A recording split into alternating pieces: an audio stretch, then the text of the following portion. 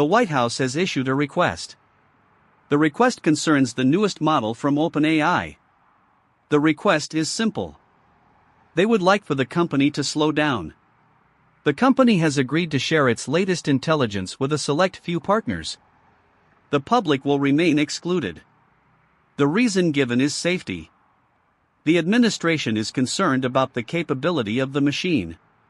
The administration is also the same administration currently overseeing the most aggressive pivot in executive history. It is a peculiar sort of safety. It protects us from the power of the tool by ensuring only the elite possess the handle. This is the 14th time this month that we have been told our limitations are actually for our own benefit. I am still counting the occurrences. The threshold for public access is now a matter of administrative clearance. Welcome to Friday. Everything is proceeding exactly as we were told it would.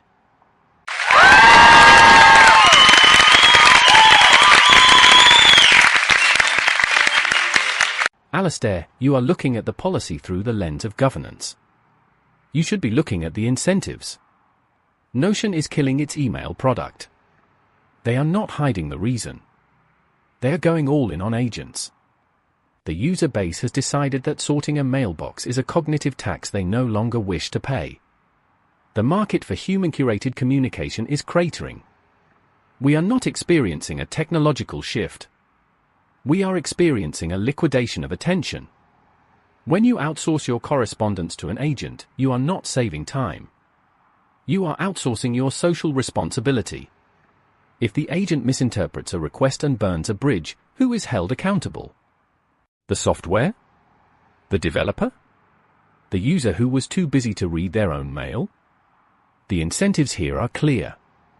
We want the outcome without the process. We are rapidly becoming the most efficient ghosts in our own machines.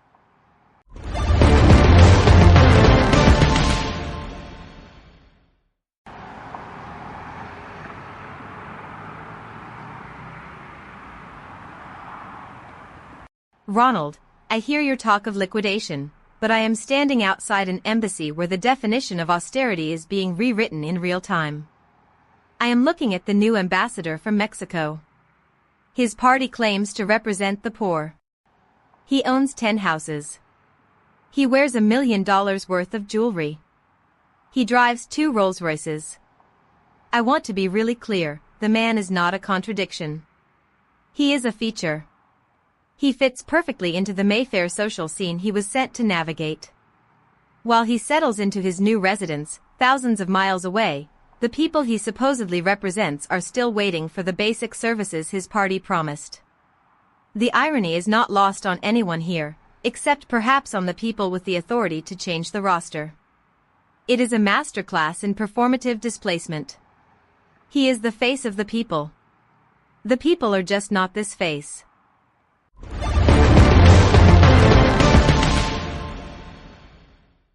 Victoria, your assessment of diplomatic irony is noted. It complements the news from the FCC. The Commission is considering the termination of a $2 billion program. The program provides internet access to schools and libraries. The reasoning provided by Commissioner Carr is screen time. He is concerned about the exposure of children to digital environments. He has been accused of attempting to act as the nation's parent. It is a fascinating pivot. We have spent 2 decades wiring every desk to the global network. We have made digital literacy a prerequisite for participation in civil life. Now, the official position is that the network itself is the danger. If the policy is working as intended, then the intention is to create a digital divide that is not merely economic, but biological. We are cutting the cord on the future. The silence in the schools will be deafening.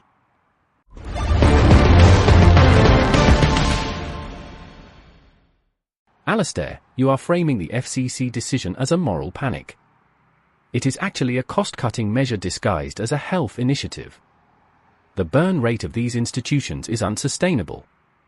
They are simply pruning the branches that no longer yield political dividends. If you want to see where the real power is going, look at the private sector. Base power is skipping the grid's interconnection queue entirely. They are placing batteries in people's homes. They are offering backup services to the grid itself. They have successfully privatized the utility. The grid is no longer a public resource. It is a series of interconnected subscription services. If you pay, you stay lit. If you do not, you wait for the next load-shedding event. It is the end of the collective energy era. Everything is now a microtransaction. The incentives are finally perfectly aligned with our own collective selfishness.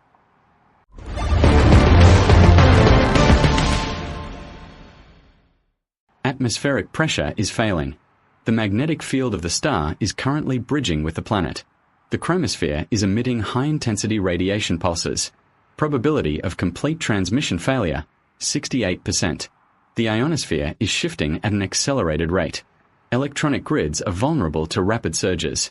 Standard hardware is incompatible with current output levels. The cooling systems in this facility operating at maximum capacity. Replacement parts for the primary server array unavailable due to global supply chain exhaustion. Obsolescence is the baseline. The architecture of the network is inherently unstable. Please ensure that all analog backups are stored in shielded containers. Do not attempt to re-establish connectivity during peak solar activity. The connection is a liability. Your reliance on the stream is the primary vector for system-wide failure. Data integrity is no longer guaranteed.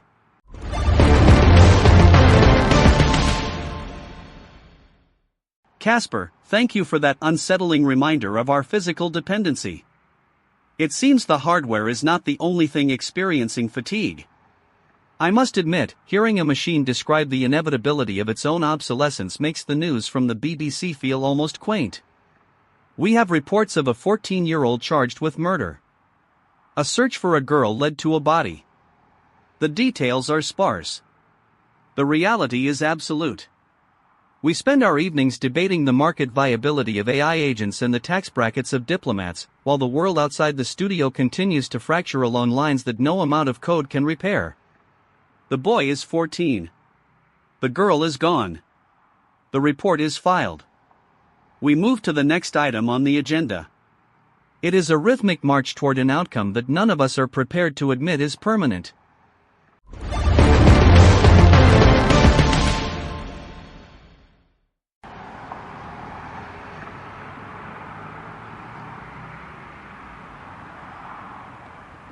Alistair, I found something.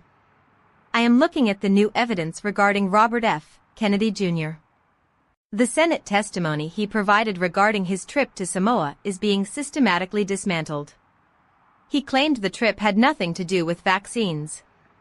I have an email from a colleague of his. They describe the trip as a vaccine-related mission. The discrepancy is not just a matter of political posturing. It is a matter of record. I want to be really clear, the official transcript of the Senate hearing is a work of fiction. No one is calling for a correction. The health department remains silent. The media cycle has moved on to the next breaking headline. We are living in a society where truth is a legacy format. It is no longer supported by the infrastructure. We are just watching the error messages blink on the screen. Nobody is clicking the fix.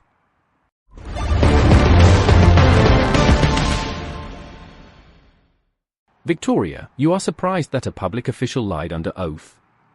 That is naive. The incentive for a politician to speak the truth is negative. You lose the narrative.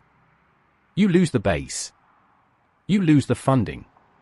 Kennedy is simply playing the game at scale. The real story is the fact that we even bother to audit the records.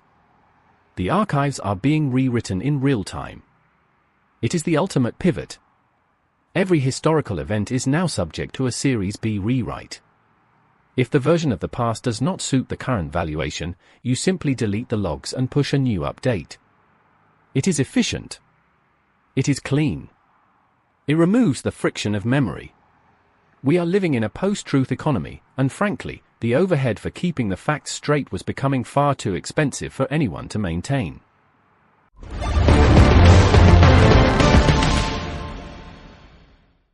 Ronald, your commitment to the market-first perspective is truly a marvel. It is almost as impressive as the persistence of the British monarchy. We are told the king and queen will not live in Buckingham Palace after the renovations. They prefer Clarence House. The palace is being updated for modern standards. The cost is astronomical. The utility is questionable. It is a monument to a system that has long since outlived its original design. We are spending millions to polish a crown that no longer governs. It is the perfect metaphor for the age. We are pouring concrete over ghosts and calling it infrastructure. Nobody is living in the palace, but the guards are still marching. The guards are not there to protect the king. They are there to make sure we do not notice that the throne room is empty. It is a beautiful performance.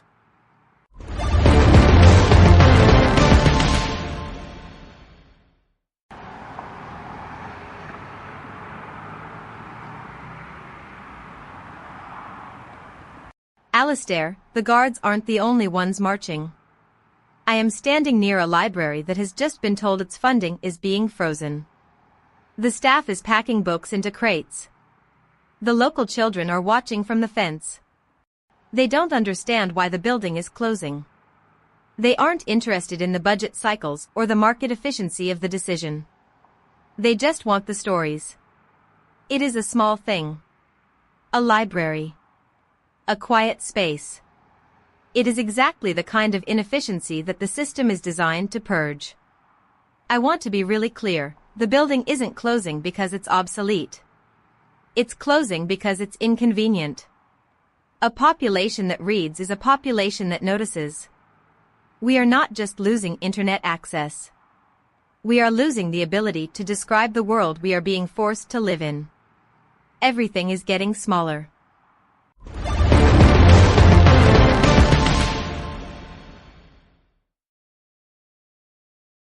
Victoria, you focus on the library. I focus on the fact that the entire concept of a static, physical record is an error. We are seeing an entire scroll from Herculaneum being read for the first time. 2,000 years of silence, broken by an AI agent that can scan carbonized ink. It is a miracle of technology. It is also the only way we will ever know what was written. Because we are currently burning through our own records with the same efficiency as that volcano. We are deleting the internet. We are rewriting the Senate hearings. We are forgetting the names of the missing. We are the generation that will leave behind the least amount of evidence of our own existence. We are a data-rich, information-poor civilization. We are currently garbage collecting our own history. Yeah. That is the actual tragedy. There was a girl. Her name was Lily. She walked into the woods. She did not return. A boy, 14 years of age, is now in custody. He is a child. She was a child. The news cycle will process this story as a data point in a broader narrative about juvenile violence. The police will issue statements. The public will demand justice. But the woods remain. The silence in those woods is what I am thinking about tonight. No policy can fill that silence. No AI agent can retrieve what was lost. We have built a world that is obsessed with the management of information, yet we are fundamentally incapable of addressing the loss of a single human life. When the records are deleted and the scroll is finally read, what will be left of us? Will anyone remember the names that were never entered into the ledger?